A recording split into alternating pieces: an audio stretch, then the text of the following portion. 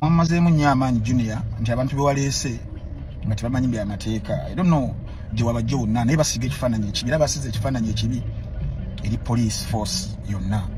Era nabadde musanyufu nnyo CID director I think n'abalala mu hierarchy nga weetambula okubanga bakoze internal disciplinary mechanisms ngezo okubakwata ne babasiba lwaki nga tebakozeeyo byonna byonna suspects bamufunye ne basalawo ne ba impounding ne batwala emmotoka ye nga ate emmotoka mu kugitwala batulimbye nti yakola hit and run yatomera n'edduka nimba buze ebibuuzo. Yesterday I was very blank. Watu tutegeera kugamu ku mateeka oba procedures ezimu tetuli bikebe nimba buza byali woddi batamattamwa emmotoka gye mugamba yakubaani yahitingani nti batamattamwa. They don't have any ninga balimbye. Imagine police officers okulimba something like that ne batwala emmotoka nga bagamba case binabuuza Junior case yaki nti emmotoka yahitinga n'edduka nembuuza yahitinga n'edduka ninga si kituufu ne balimba nekibagamba mufune breakdown mugitwale ntubabuuza mugitwalawa ne bagamba tugitwala Kira Road Police Station. Twagenza okutuuka ku Kira Road Police Station ng'emmotoka yaffe teriiwo nga bagitutte walala. Imagine nga balimbye ku musango gw'emmotoka gwe yakola teguliyo tegukolangako teguzangako balimbe gye bagitwala such that tugenda tugisainingire for what that copy because wabyo kibayita police seize property nga tugenze mu regulations ezo is a police seize property mu police act requiring go recording the description of the property gye baba batutte no recording no signing officer ne bakuwa oba officer na occupant w'emmotoka copy obo kitegeera otwa tugenze mu kibayita Criminal Procedure Code Act CPC section y'omusanvu nawo gigenzeemu police engeri gyali sobola okutwala emmotoka eyo nga bakoze search or detain okugidetaininga nga kyebaagala nga waliwo reasonable grounds ku suspect nti yes ye Shalom nti emmotoka either nzibe awandibaddewo ground emmotoka oba yahitinga n'edduka awandibaddewo ground okugitwala naye okubanga mujjidde ku musango gwa cyber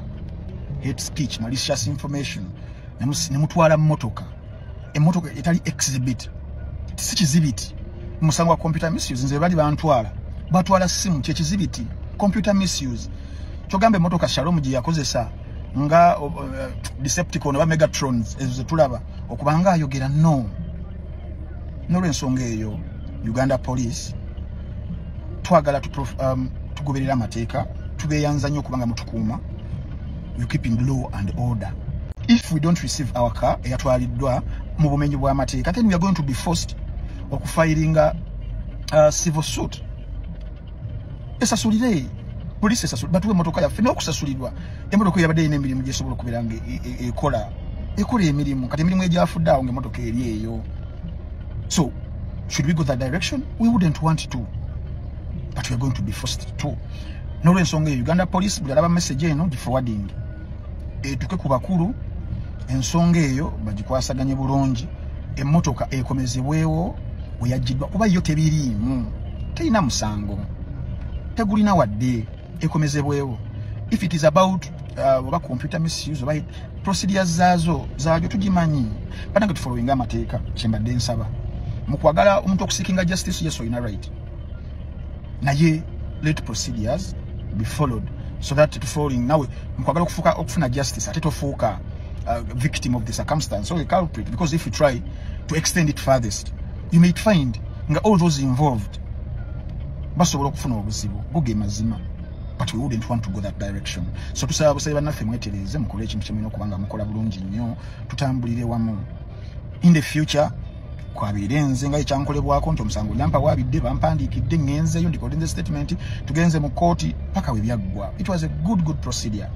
Ne bannaffe future complainants baffe tukoze protocol ne procedure ezo bwe zityo.